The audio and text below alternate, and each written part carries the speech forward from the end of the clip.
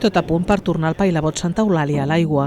Durant 2 mesos ha estat en dic sec a les drassanes del Moll de Catalunya, on se li han fet tasques de manteniment i de reparació. L'avarament d'un vaixell és un procés lent i complicat, ja que s'ha de tenir cura de que tots els passos es facin coordinats i sense presses. Està elevat amb una cuna i ha de baixar per un sincrolight, que és una rampa que el deixa a l'aigua.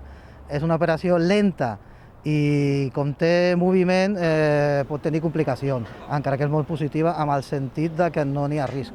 El Pailabot se situa en un fossat que molt a poc va baixant de nivell fins que la part baixa, coneguda com a obra viva, queda en contacte amb el mar. Aquí es manté uns 20 minuts per comprovar que tot estigui en condicions i que no hi hagi cap entrada d'aigua.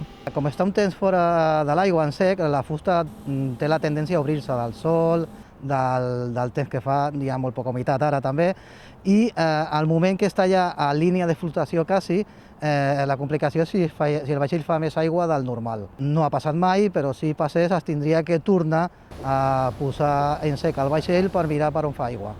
Un cop feta aquesta comprovació, el Pailabot ja pot tornar a navegar. Per sortir del moll, compta amb l'ajut d'una llanxa que el deixa en la posició correcta per enfilar la tornada al seu lloc habitual, al moll de Bosch i Alsina, on tothom que hi estigui interessat ja el pot visitar.